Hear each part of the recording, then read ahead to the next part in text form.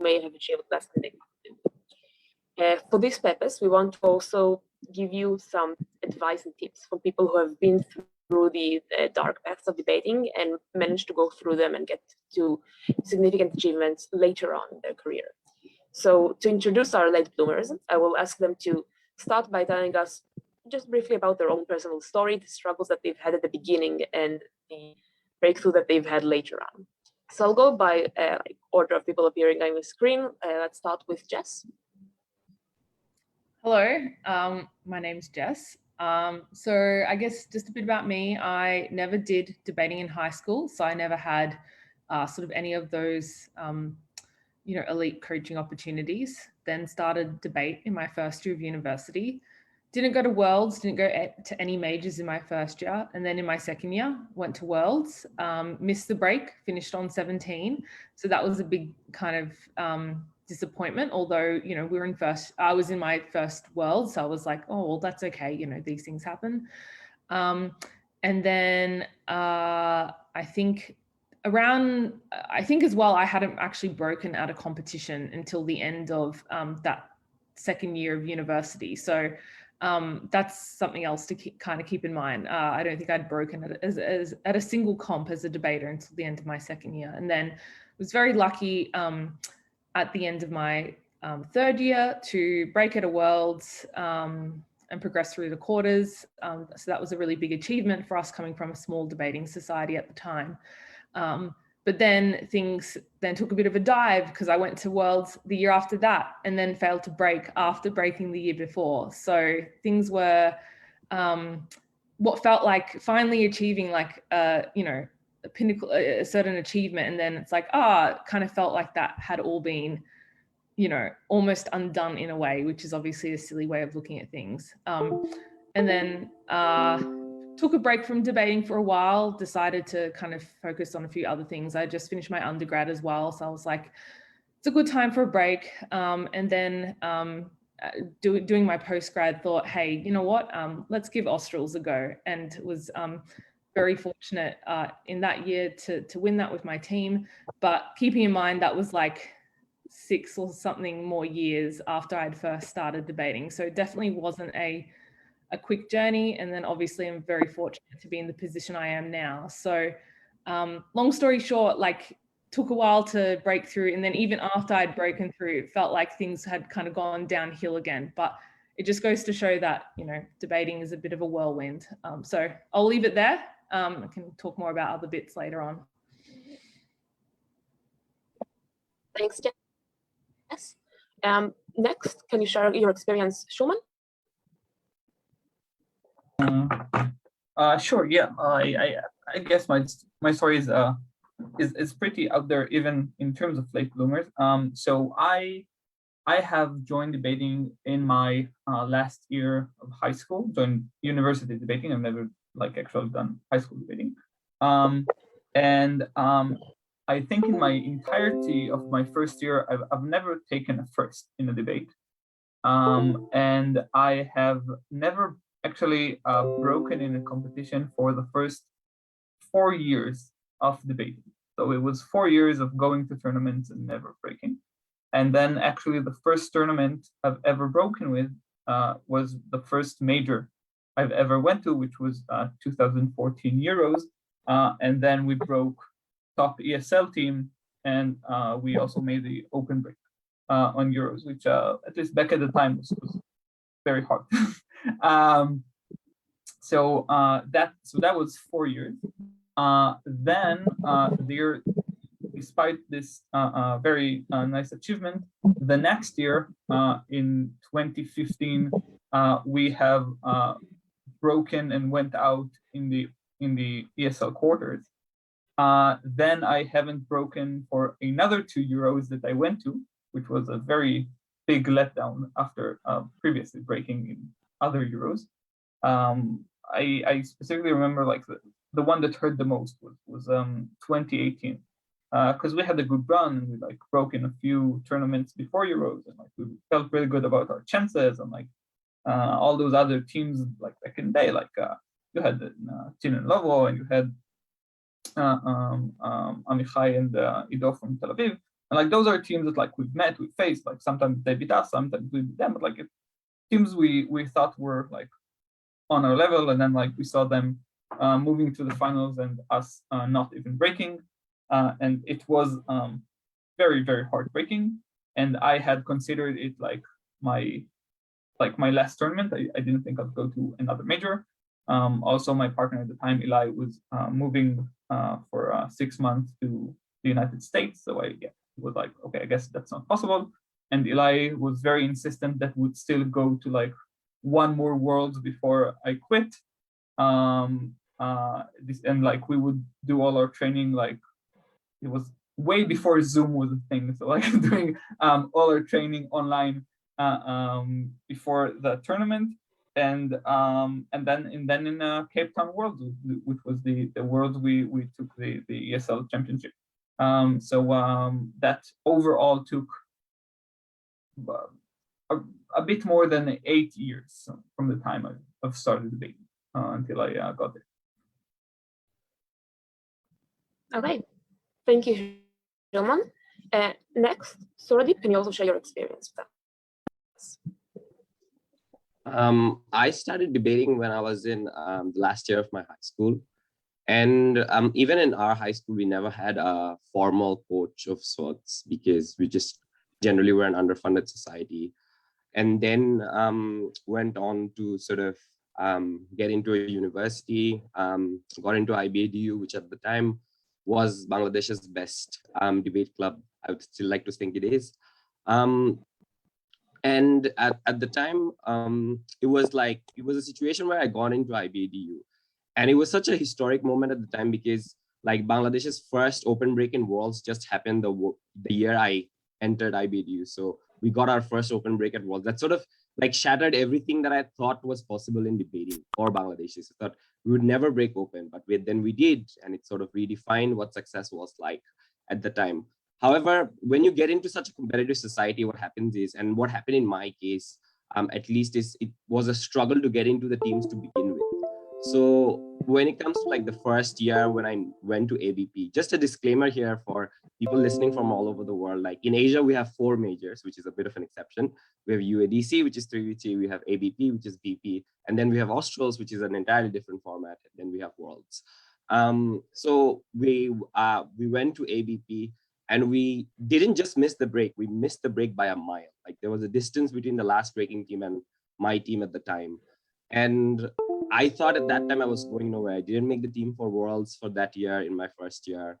And in the second year as well, it sort of continued, like the drought sort of continued in the sense that I wasn't making teams. The next ABP, I didn't even make the team. I was asked to go as an institutional judge if I can. I thought maybe I should, because at the time, what I was realizing is, having debated for 2 to 3 years, is I have so many friends here and so many people that I like the company of. And like Asian majors are always in like great places. So at the time it was ABP in Jakarta, which is a great place. I love Jakarta. And I just wanted to go there with my friends and like have fun and so on and so forth. And I thought I would give judging a try because I hadn't tried properly judging before. And I realized I wasn't doing so bad. Just looking at the progress in my tournament, I thought I wasn't doing bad. I was paneling good rooms. And then I went to chair one of the crucial rooms. And I thought it was going pretty well until the break night, right? Until the break night where where like my name wasn't announced. And the reason I say it as such is because there is a plot twist in this story as well. Because the tournament goes on and like some of our teams do well and so on and so forth. I was then contemplating whether or not I should leave debating, because what happens in a lot of cases is when you don't get success initially, and you see so many people getting success initially, because I've seen people who are junior to me get success initially, who are probably came into university 1 year after me, doing better in terms of like breaking at ABP, making 2 out rounds and so on and so forth, that you get frustrated. And the other thing that was happening in my head was I was also doing, because I like studied in a business school, I was also doing business competitions, and I was doing pretty well at business competitions, even as a freshman at the time. And that sort of played in my head, maybe I should leave debating and pick up business competitions and so on and so forth. Whereas what happened afterwards was not something that was like required effort or something. What happened is we were at the airport trying to leave Jakarta, coming to Bangladesh, and someone just yells out, "Sourodip, you broke as a judge." I was like, "What are you talking about? They didn't announce my name in the break night." And then they said, oh, they just posted something. They made an error in the tab and you actually broke, but then they failed to announce your name. And that was quite dramatic for me in the sense that like, then I went, because in ABP also published judge tabs. So what happened is like, they didn't take one of my scores was read as 0, one of my higher scores. So from not breaking, I went on to becoming the 12th best judge of the tournament, which is like very weird generally, but also just like not sounding like a dino, but at the time, a huge part of tabbing was done on paper. So this kind of mistakes actually can happen as opposed to like, you know, electronic submitting. So like that happened. But even then I was thinking like that by the time my first 2 years of university was done, and I was like, okay, what to do in this situation now? And it so happened that because it was UADC and 3v3, there were more people that they could accommodate in teams. So like the 6 people they want to accommodate in 2 teams. And I ended up probably being like the 6th member who got into one of the teams. And then like in terms of preference, somehow got into the first team, because in the first team, people had preferences of having me over some other people, just in terms of like team chemistry and all, because we thought like both the teams were equally strong and so on and so forth. That's when like I first broke as a debater in the major. So middle of third year in UADC, also broke as a speaker somehow, which was a big shock. Like I first broke as a debater and then somehow ended up breaking as a speaker as well. However, it doesn't still go on to be as sweet as it sounds, because then I went to ABP again, the tournament that had like put me in a roller coaster ride across the 2 years in terms of debating and judging. And even after breaking as a speaker at UADC, I ended up not breaking at ABP yet again. I thought like, well, I thought I had made all this progress, but did it just disappear all in a while? And I think this is a bit similar to Jessica and Roy's story as well, in this particular case, like what is happening? So then what happened for me is I finally made the world's team. Like in the end of third year, I finally made the world's team in IBDU. I was finally able to go to worlds for the first time. And that I think is like a big breakthrough for me, like after a while. Obviously UADC, like a big breakthrough for me in terms of like going to worlds and then finally breaking open, something that we thought was so difficult for Bangladeshi ESL debaters to do. Finally breaking open and then somehow going through some of the knockouts and making it to open quarters, which was at the time was like very big. Like I entered the open quarters room, there's like Dan and Ayal in the room, there's like Chinwe and Jason, there's the Princeton team that made finals that year. Just overwhelming overall in that quarters. And then we went out in the quarters. So after that, I think like generally my career did take off. Like I think I did pretty well over like the worlds that I did in. And then when I came in my master's, and I think this is somewhat similar to Jessica, came to master's, came to ANU, and then won Australs, which was last year. So that sort of recaps my journey. And I think I would like to think that the first 2 years were like full of like failures, but also a bit of drama sprinkled here and there. But mostly like there was one hook, as I mentioned at the earlier of the story, that I really liked the friends that I had in debating and want to stick around for them in one way or the other.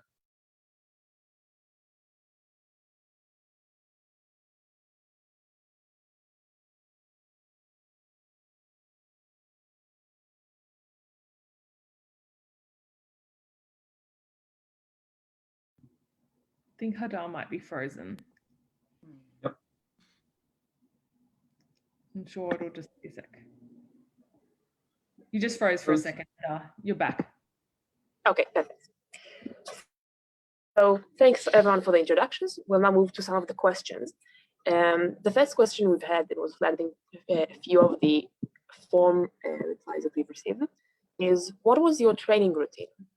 How did you manage to end up growing from this point of, at the beginning, not being easily successful and learning to be the great debaters that you are today? Let's do it in a, we'll flick to the order occasionally. Schulman, do you want to go first this time? Sure. So I think there's a few things that, at least for me, were very helpful. First of all, at least back in the day, while not many workshops were available, there were still quite a lot of like of debates online, and I just like watched a lot. Like I'm pretty sure I've watched every single one on the Israeli Debating League channel, and then probably at some point every EUDC and World Finals. So I watched a lot of them, and like I think that there's some stuff you start to pick up over time, like a certain type of argumentation, how you would use examples effectively, and so on. The other two things I would say were very valuable for me. First of all, having a steady partner is very, very important. I think there is only so much you can improve as an individual speaker, and I've done some of it, but definitely you need a partner to work on your chemistry, and like to also get some feedback from them. This is very important. I won't get specifically about a bit about that, but I will say that there is a huge importance of your competition. So this would be my last point. Like at least one of the things that I could do, even though I haven't broken in like many years, still around my third year, I was at least known enough to the point where like I could still see some good rooms within the Israeli league. So like if we were to have some training, I could like insert myself a bit forcefully, but insert myself into like more high scale training with like some better teams, and then you learn a lot from them. So it just at some point when you're moving past like the fresher to like, well, it's fine, then it becomes, I think, easier to progress from there to being good or great, because you get to compete against those who are better than you.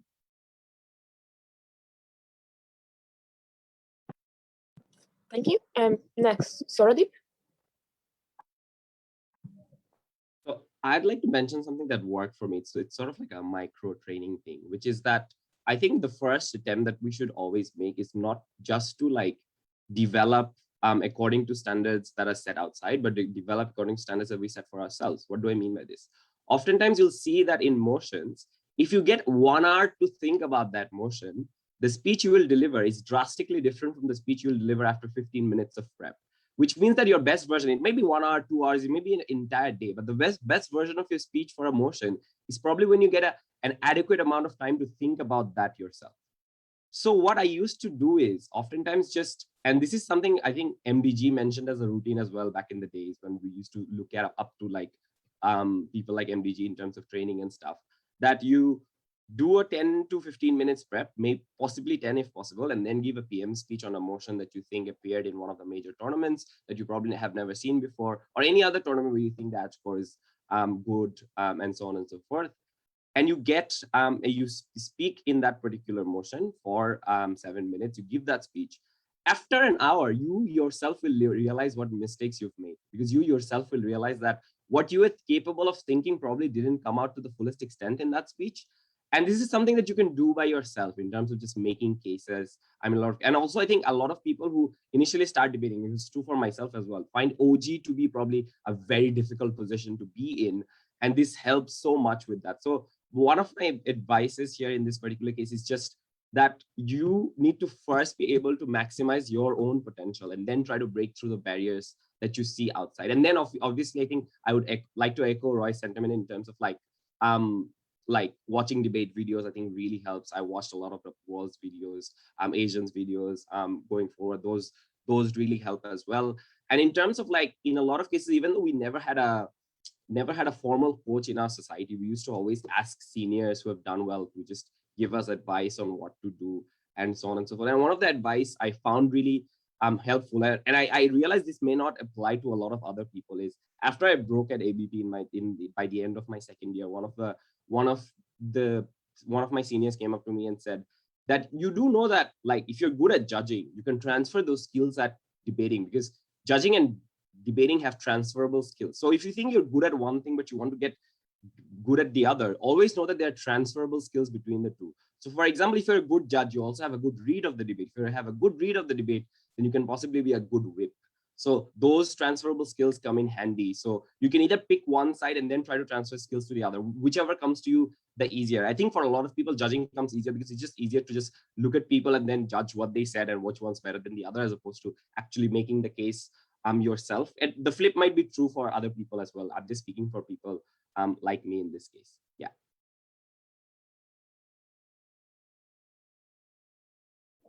Thanks. And Jess?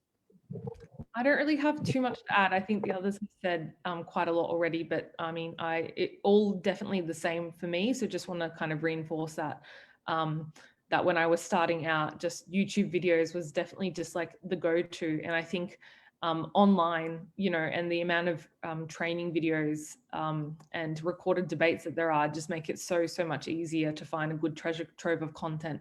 And I think there's been resources kind of already put together to help assist with that. So for example, with the World Women's Debate Open, we put together a resource of a lot of speeches by women and gender minorities. I also saw in Serious posting maybe a couple months ago, someone had also collated a lot of videos. So it should be sort of easier than ever. I guess the challenge for us when I was sort of first starting out is that there wasn't all of that. And you certainly, Australia is, you know, geographically quite spread. So, you know, we were, you know, luckily if we had a tournament to go to once a month kind of thing. So everyone I think is very lucky these days. One of the upsides of COVID is obviously the fact that you can go to pretty much a tournament every weekend if you want to, although probably shouldn't do that as much. I think slowing it down can be helpful as well. So I think just kind of maximize those opportunities. Echoing what Sourodip said, I think if you're a debater that hasn't done judging before, give it a try because you learn, and I think learn a lot and get a lot out of, for example, like the message of it's really important to frame and weigh your arguments becomes so much more apparent when you start judging, because you're like, oh boy, isn't it a shame that no team in this debate has done any weighing? It makes it very hard to judge. And then that message becomes so much more reinforced to you as a debater. And there are just like so many drills I think you can do. Like if you're not already, start recording your speeches and listening back to yourself. As Sourodip said, write out cases. You're not going to probably use that same case in a debate, but it will help you kind of think about how to construct a case, how to model something, how to, it'll reinforce the idea that you should probably have mechanisms for your arguments and those sorts of things. So there's no magical solution. It is kind of just consistency, variation. Don't just try the one thing because that's probably not going to be the key to success, but consistency and variation and just patience. I think there's unfortunately no magical solution, but you will get there if you keep at those things.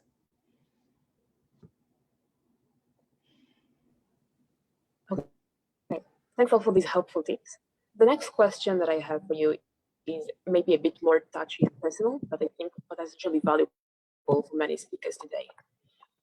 What I'm going to ask is, in those years before you have reached your breakthrough and had a difficult time, have you ever experienced desperation, maybe even contemplating quitting it all? And what did you do during those periods of time to help yourself get through this? So this time, Sourodip, you want to go first? Yeah, I think I already said a bit of this in my introduction, but I'd like to reiterate it. And yes, I absolutely did think about quitting because it's just when you are in university, there's just so many things to do depending on like what you study. If you're studying law, you have moot courts. If you're studying business schools, you have case competitions. If you're studying computer science, for example, you have programming competitions and so on and so forth. And I think every once in a while, if you venture into those, it's not necessarily a bad thing. However, if you do think debating is something that you like and you want to stick to, you will at some point find yourself in the position where you're like, yeah, should I quit because I don't feel good enough at this? I think one of the things that it still made me to a large extent stay in this case is it's just in a lot of cases when you make a lot of friends within the debate circuit, they sort of like you want to hang out with them every now and then. You want to go to those weekend competitions. You want to go to those trips abroad, which has become limited at the time. But now I think in 1 or 2 years time, hopefully we'll be back to normal again. Those things sort of come back to you and say that maybe this is a sport that is worth sticking around to.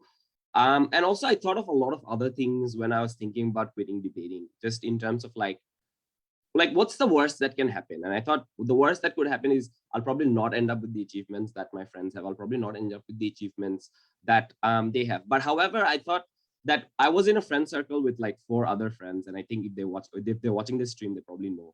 At the time, all 4 of them were like better than me in terms of like their achievements, in terms of just as debaters and stuff. However, for me, they never made me feel like I was either less of a person or less of a debater just because they had all of these achievements and I did not.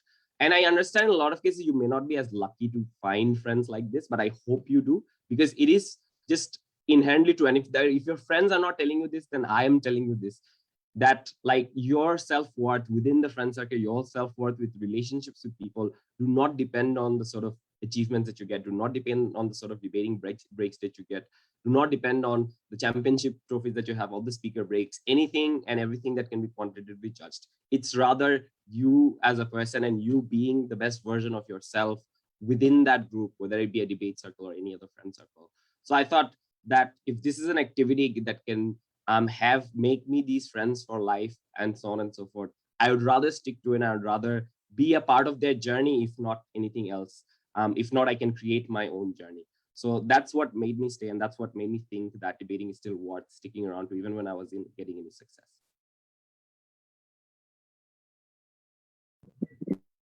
Okay, thanks. Next, Jess, do you want to share your experience? Look, I'm very lucky that I never had those kind of wanting to give up kind of feelings. Like I felt fairly assured that if we kept working at it, eventually something would happen. It was just going to be a matter of when. But I kind of, in addition to what Sourodip has said, because you'll definitely want to stick at it if you have a good friendship circle that is supportive. But my two additional observations are: one, if you stop doing something or if you give up on something, the chances of success are zero, right? That's just a given. Whereas if you keep going, success is not guaranteed, but the chances are obviously higher than if you stop. And I don't know, just I guess another kind of anecdotal experience I'll share is a lot of people maybe are not aware that I applied for World's DCA 3 times before I got it, as in I got it on my 3rd attempt, right? And then I was really hesitant whether to apply a 3rd time. I was like, I've already not gotten it twice, like, how's this going to go? And then I thought, well, if I don't apply, I'm definitely not getting it. And if I do apply, well, you know what, if I don't get it, then I'll just deal with it again. So if you don't put yourself out there for opportunities, the chance of success is 0. If you do, it sucks to get rejected or it sucks to not break at a tournament, but you'll never know. And you may not want to live with that regret. The second thing I think is really important is to perhaps define or try to redefine what success means for you. So for example, if you've not had a lot of success as a debater, but you are doing well as a judge, try to maximize that experience. Or even if, for example, you're not doing great at either, are you perhaps a great equity officer? Are you a great convener? Or are you really great at motion generation? For me, even in times where I haven't felt that my debating achievements are as strong as I wanted them to be, I've always taken assurance in the fact that I know I'm a great convener, I'm a great all-com member, and I'm great at CAing. And I try to find assurance and kind of value in that. And I'm sure within this activity, even if there is something that you are, less good at than other things, I'm confident that there is something that you're going to be great at, whether it's even in your society, if you're a great executive committee member or something like that, there is value that you will add to this activity. So just keep that in mind. Success doesn't have to come in the form of a single thing. And reminding yourself of that, I think, is very, very helpful. Even if your only contribution to debating is to be an admin of an awesome Facebook debating group, then, that's still a great addition, one you should be happy about.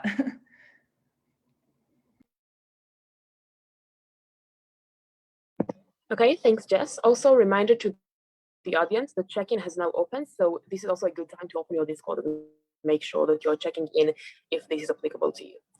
And next, Schulman. Yeah, so obviously I completely agree with both Sourodip and Jess. I would say the most important thing, at least for me, was frankly twofold. First is just like love of the game. Like I very, very much just enjoy debating, and I think probably everyone who like wants to be a debater at this level, they at least came into the game and they fell in love with the game because of the game. Like I doubt there is a person who was like, the best way to increase my social status would be to enter debating, right? So obviously your success as a debater is not the thing that have drawn you in. And I think that it's very useful to go back to that. So instead of thinking about debates, I found it very useful. Instead of thinking about debates in terms of like winning or losing, you can start thinking about it in terms of, was it beautiful? Am I proud of the argument I just ran? Was it creative? Was it original? And I think that once you start thinking about debating in such ways, instead of just about good or bad cases, instead of like winning or losing cases, I think that this is a good way to motivate you to stay in. And you can tell, you know what, yes, I have perhaps lost that final round, but I am proud of the case I run. Or I may have lost to a better team, but what that team has done is very beautiful in my eyes, and I can be inspired by that. So I would say this is a first thing that I think that at least for me was very useful. And the second thing is to have an internal appreciation mechanism rather than an external one, because the problem is that tournaments are an external measure, and frankly, they are a very shitty external measure. There is so much randomness in tournaments, especially at big ones like major, and therefore they just don't say a lot about you. And if you want to know if you're getting better, you want to have the people who know you to give you this feedback. And first and foremost, you yourself know yourself better. So you can look to yourself and you can ask yourself, wait, if I have gotten this motion a year ago, would I do a better job then than I am now? And almost always the answer is no. You take a certain argument and you ask yourself, is this specific argument an argument I would have been able to run a year ago? Would I even be able to think about it?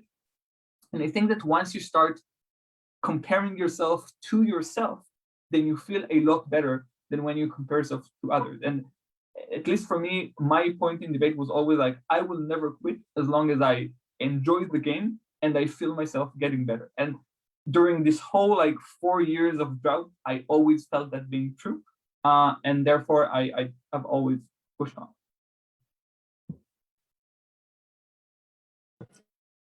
Okay, thanks everyone for sharing that.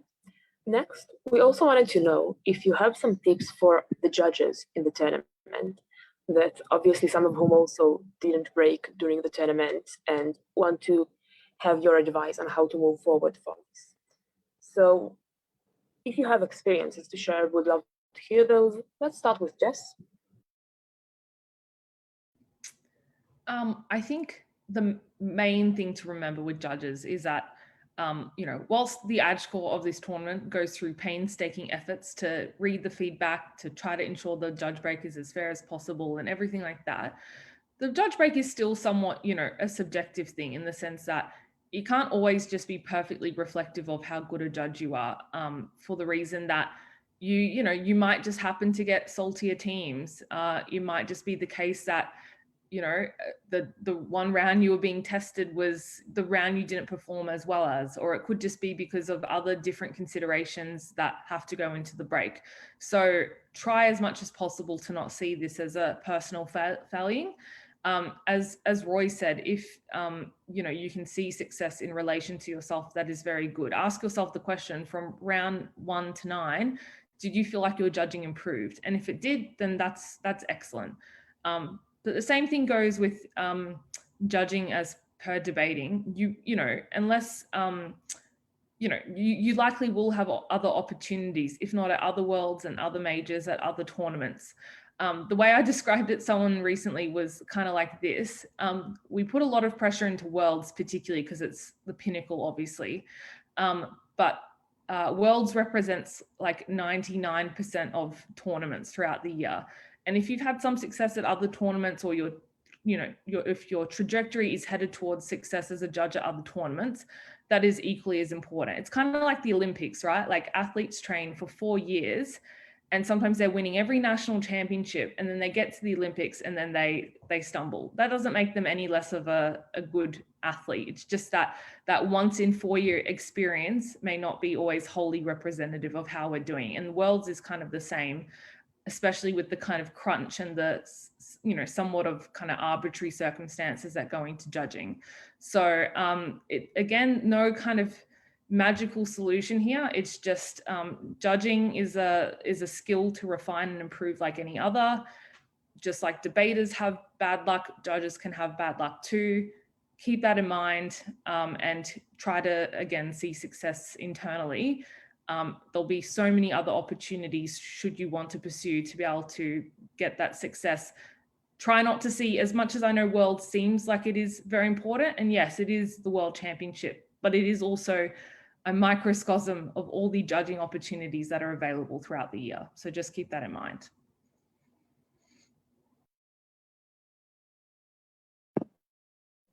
Thanks, Jess. Sourodip?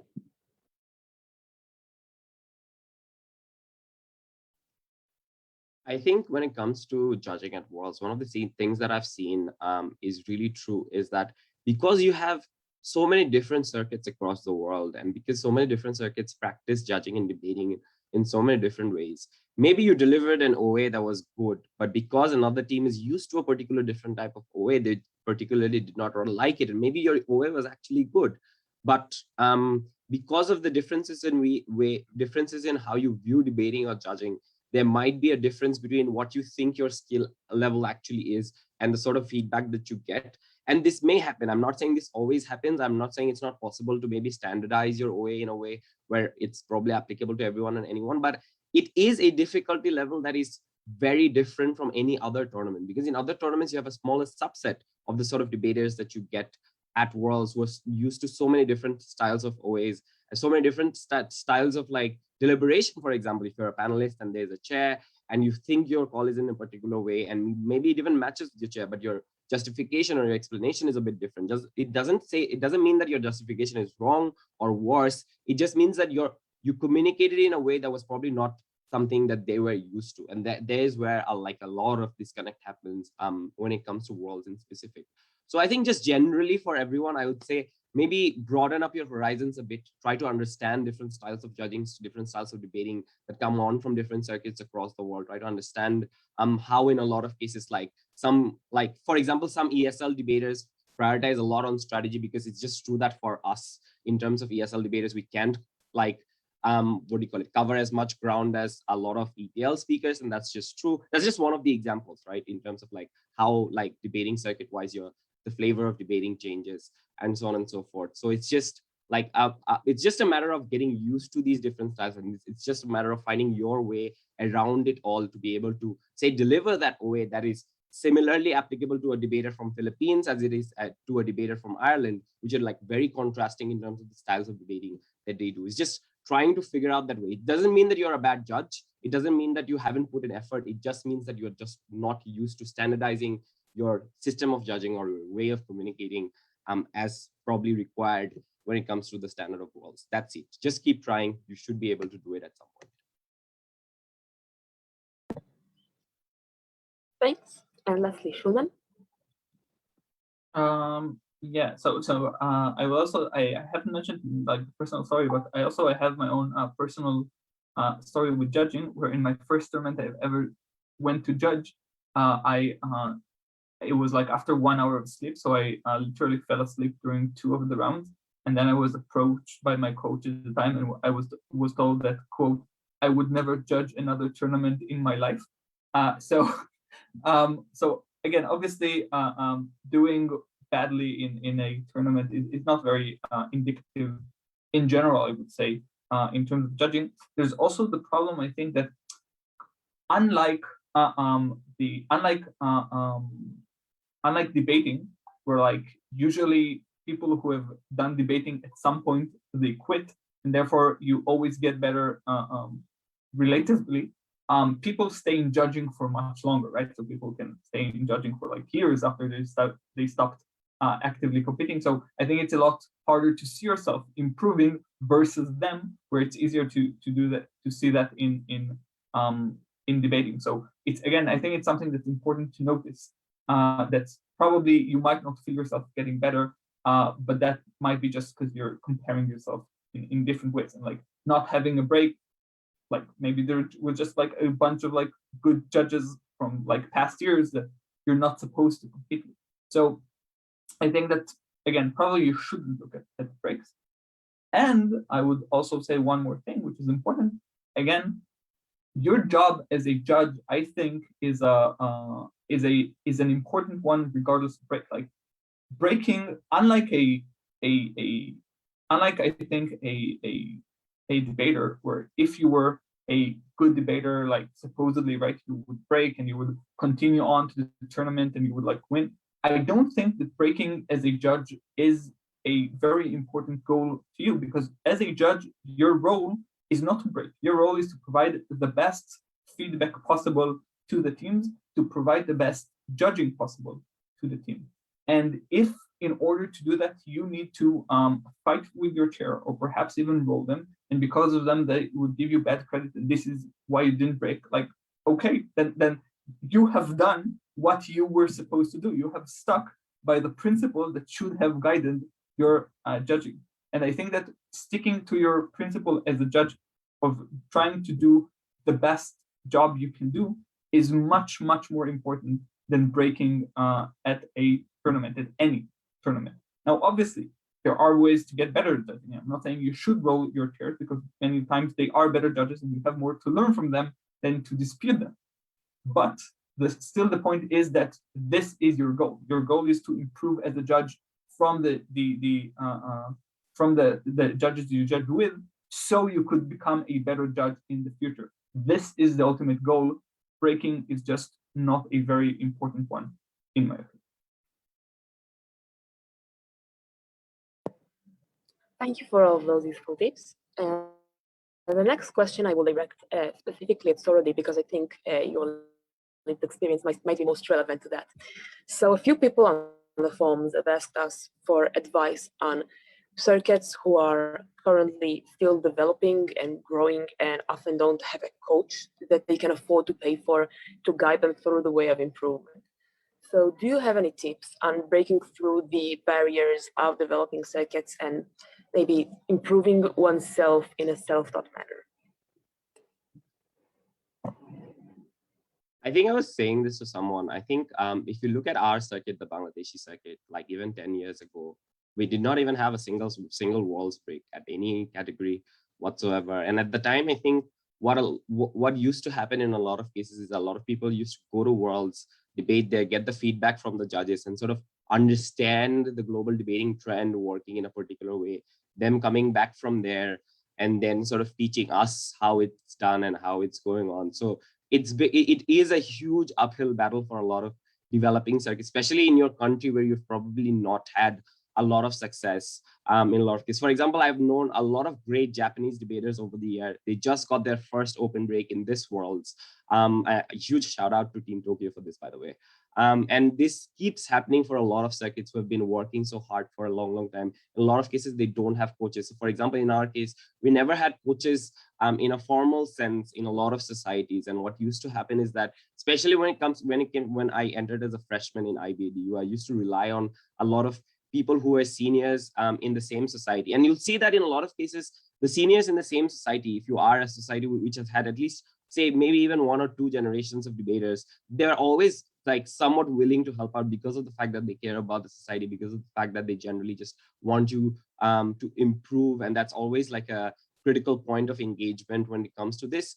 But generally speaking, oftentimes I've found the debating community generally very, very helpful when you actually do end up reaching out to them. So when you reach out to someone like Jessica, for example, they are willing to edge for tournaments in circuits that are not as developed yet in a lot of cases, and they're willing to share their knowledge in those cases. And I think COVID has made it so much easier. Like when I think about, like, again, sounding like a dino, back in the days, we used to wait for people to go to a global tournament, bring back the knowledge to the circuit, and then maybe disseminate one version of that knowledge. Now it's just available everywhere. Like if you look at the training platforms of Worlds, Euros, and like we even have our own training platform from Bangladesh Debating Council, right? And like so many training platforms that are there that are for you to access. In a lot of cases, you will see that there are some people who are taking those trainings, are willing to like maybe respond to that query of yours, respond to that message of yours. Maybe if you comment in that video, they will probably respond to that comment of yours in terms of like one question that you have, because no question is essentially like a wrong question or a stupid question, right? People have questions from different perspectives, and we are more than happy in a lot of cases to just answer to them. So I think in terms of like not having coaching, yes, to a lot, like the disadvantage of this is like coaches give you a regime that is like easy to follow and that like helps your self-development. But the advantage of this is you sort of get to tailor your own program to yourself. You know where the deficiencies are, you know what you're lacking. When you come to a tournament like Worlds, you understand where you're doing good. Like for example, if there is one sort of a feedback that you're getting continuously, then you ask for these things. So for example, a lot of people may say, you probably did not frame your arguments that well. And oftentimes the definition of framing itself is just so open-ended, it can be a bit difficult. But then you search debating framing in YouTube and see at least 2 or 3 videos there and get a conception of what it actually is. And then you're able to apply this. So sort of custom tailor your program according to your own needs and sort of keep improving according to that. I think that would be like the best advice. I'd just like to say that it's just generally become more easier. And I think the global debating community has done a lot to make this outreach program much better to help out circuits overall. We need to do better, I think, still generally going forward, but there are lots of resources available at this moment that you can access. Please just go and access them.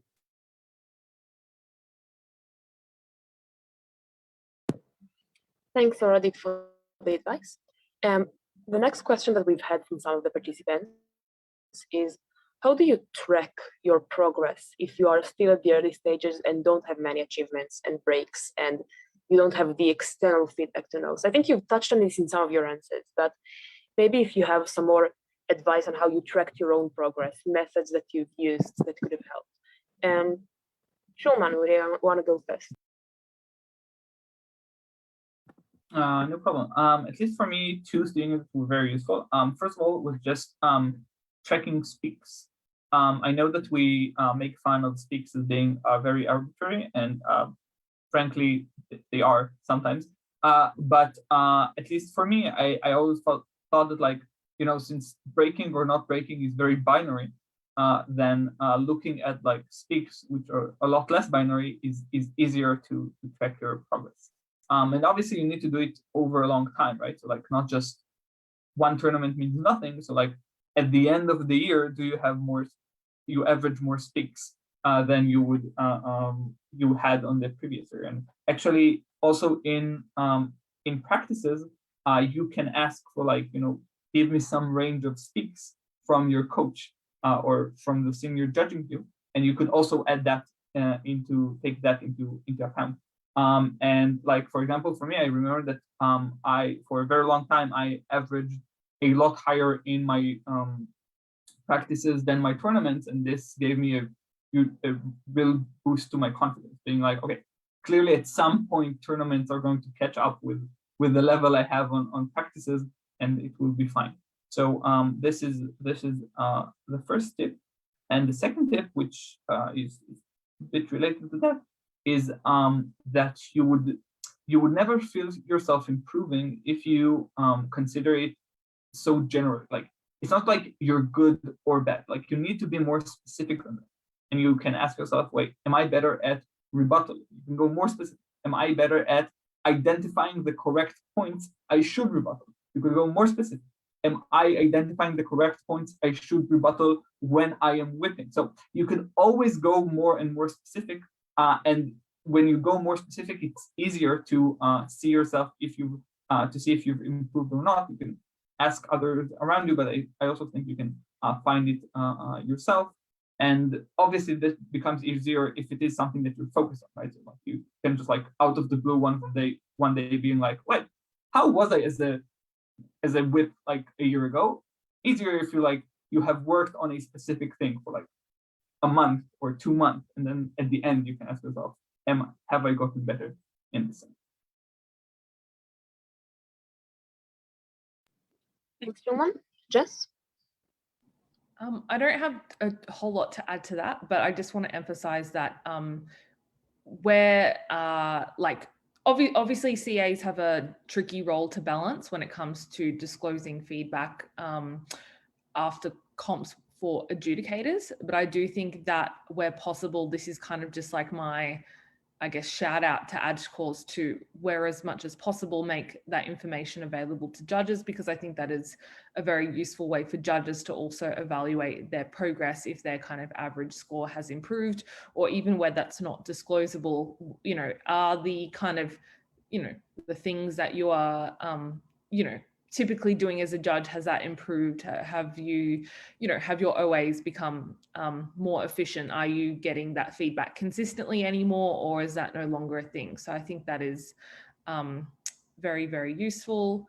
What else was I going to say? Oh, and the other thing is just like, I think, so again, not to repeat what Roy has said, but I think this is sort of also my reminder to kind of like you and your friendship circles to tell your friends if you think you've noticed that they've improved. And there's a way to do that in a non-patronizing way, right?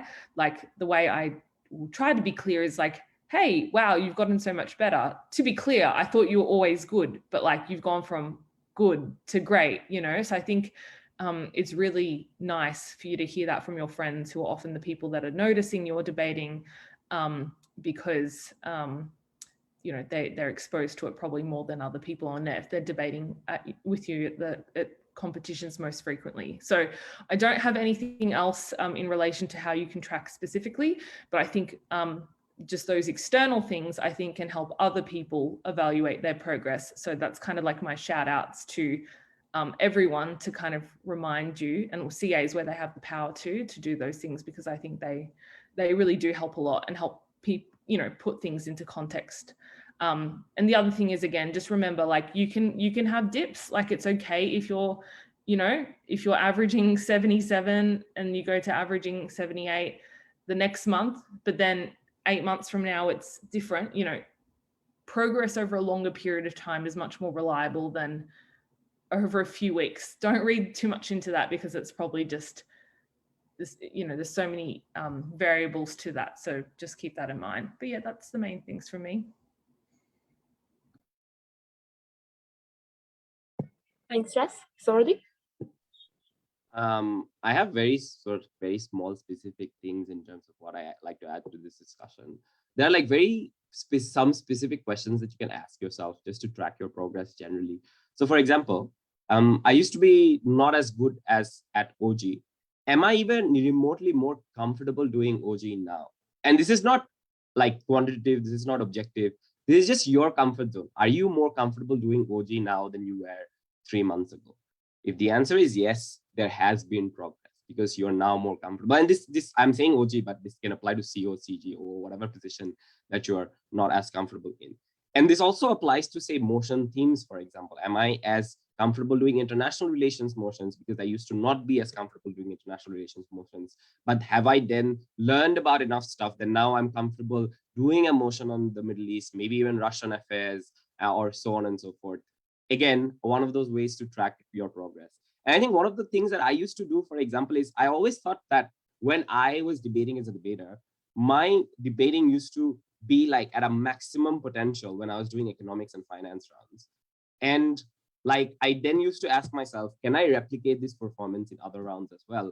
And that's how like, it's slowly like you keep pushing the barriers, right? So for example, if your average generally is like a 78, but you're averaging like 80 in, say, economics and finance, then you want to bring that overall to 80 so that your average in maybe economics and finance rounds then goes up to 82. So then you just keep on dragging the stuff. I'm just using a mathematical example. It doesn't need to be mathematical. It just can be like just general progress of sorts. So just like these small questions, if you ask yourself, you'll realize how much you're progressing. You'll realize, ask questions about your comfort zone, ask questions about your themes, ask questions about if you can replicate your best performance in all the themes and not just 1 or 2 themes. That just depends on like things like knowledge accumulation and so on and so forth.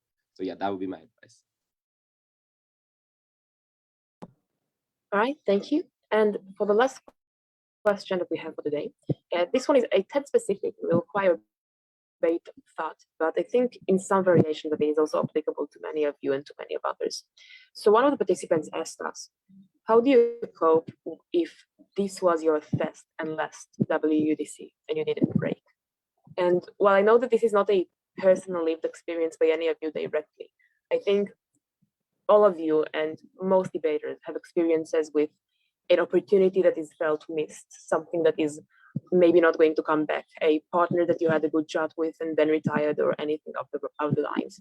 So I think the question is, A, where do you find other opportunities, and B, if you don't, maybe how to separate yourself from your success in debating and how to move on from this regardless. Jess, would you want to go first? So master's degrees are just not that hard to enroll in. No, I'm joking. Maybe don't do that unless you want to. Like the thing is, like if you genuinely do want to stay a part of the debating community, there are things other than Worlds, right? There'll always be other majors, other open competitions. And again, just remember that Worlds is, whilst represented as a pinnacle, as I said earlier, is in fact just a tiny, tiny portion of debating. So there'll be opportunities for open competitions.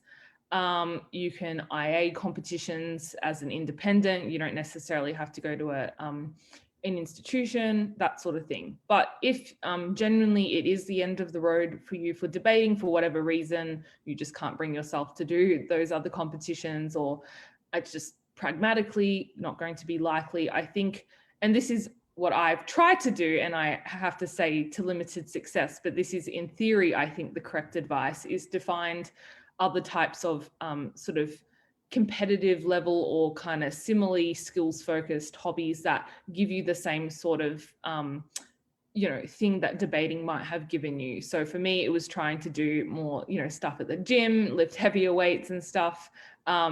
Worked for a bit, although I realized I would miss my friends in debating very, very much. So I think if you can find some of those things that kind of give you that level of drive and kind of enjoyment and competitive thrill, that is one way of kind of moving away from debating. But the other thing is, and the final thing I'll say is, I don't think it actually has to be an all or nothing thing. I guess my hopeful retirement plan is probably not one where I just go cold turkey. It probably is going to be one where, I come out and judge every now and then for friends where they need, a judge, stay attuned to the latest kind of things that are happening in debating. I don't think it has to be a sudden, thing. And I think that's the hardest thing about Worlds, is it's so adrenaline thrilled, and to go from that to nothing is just such a jarring kind of feeling. So I actually wouldn't recommend just going from Worlds to nothing. I think kind of having other things that can kind of wean yourself off, kind of, so to speak, I think is actually probably likely to be healthier for a lot of people. But this is all entirely personal, of course, and what's going to work for one person is going to be very difficult for another. So yourself most of all, and what you need. But it doesn't have to be the end if you don't want it to be. Worlds is just but a tiny part of debating. But think about other things that are going to give you that same kind of form of enjoyment. And remember, the friends that you have in debating, if there were friends in debating, hopefully they'll be friends outside of debating too. So.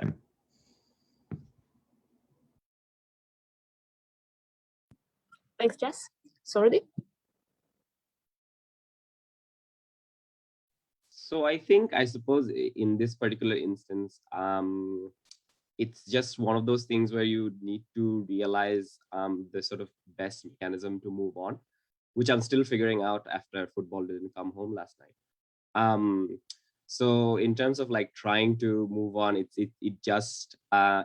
is difficult, I think, because we're like, and I speak for a lot of people for whom it becomes difficult. They're so emotionally invested in debating that it becomes difficult to sort of move on from that. And it's not an issue if it takes a while, right? Because it's not an issue if it takes like in terms of like, say, for example, if you look at the next Worlds and you find yourself maybe scrolling through the tabs to see how much everyone's done and so on and so forth, so you still have some interest in it. But by the time, say, you're looking at the tabs in the next Worlds, you would have realized that you probably have moved on, even if not fully, but to a certain extent you have. If it was indeed your last Worlds at that time, you would have realized that you have somewhat moved on and tried to find other things in life, which is not to say that you still abandon your friends when it comes to debating. Like if you have made so many lasting relationships, and it may be online, right? I've seen so many friendships sort of blossom across borders online as well.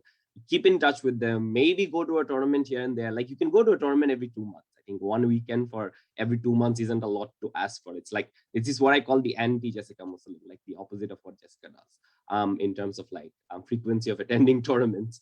You can do that, and you can always keep in touch. You can always look at this activity as something that you like have fond memories in, just come back to sort of keep in touch with people, maybe judge a few rounds, maybe debate a few rounds. There's so many open tournaments where you can speak every now and then. But if you're truly looking to move on, probably slowly decrease the frequency and slowly sort of try giving up, because like it's true for any other sort of activity that you're trying to leave, right?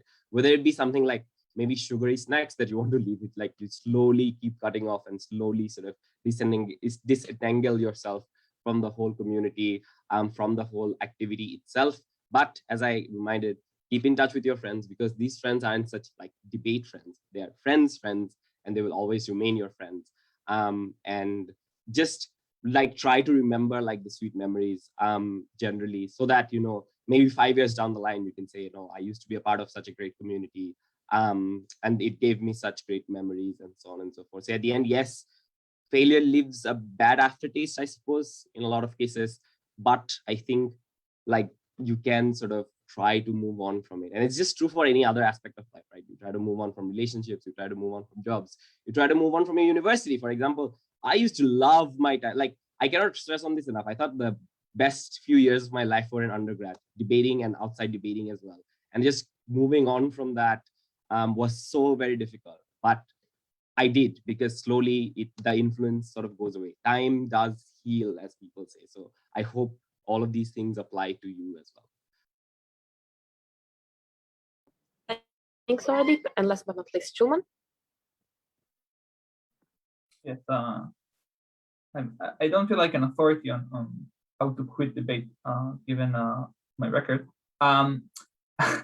No, but I will say something because I think this applies to a more general thing, and this might allow me to have my other hat as a psychology PhD candidate as being more useful in this situation. I will say two things.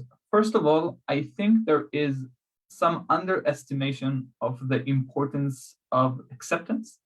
I think that you can try to replace debating with other things. You can try to keep in touch with this world in some ways and others. But I think that at least on the short term, probably griefing is just the best thing you could do. Just take some time. Don't try to fight the sadness away. Don't try to cheer yourself in other ways. Don't try to just let yourself be alone with your sadness and grief for a while. I'm not saying wallow in it. I'm not saying have it take over your life, but also like don't try to run away from it. You had something that you cared about deeply. That something was, I would say, quite cruelly taken away from you. Like Worlds is, in a sense, a cruel place where randomness plays way too much of a factor than any of us would care to admit. So yes, accept it, let yourself feel those feelings, and then you can start thinking about moving on. But I think that this would be a good first step. And then the second thing that I would say, which is more specific to debating in general, I think that it's always important to remind ourselves in our lives that achievements are not I wouldn't say they're not a goal, because obviously everyone sets our own goals, but achievements are not happiness, and this is important. If you were like, I can tell you that like after I have won Worlds, I was happy for, I think, no more than an hour. It was also very late at night, so I was tired. But the point is that it's probably not going to affect your life even if you would like win Worlds that time. It probably still wouldn't affect your life tremendously.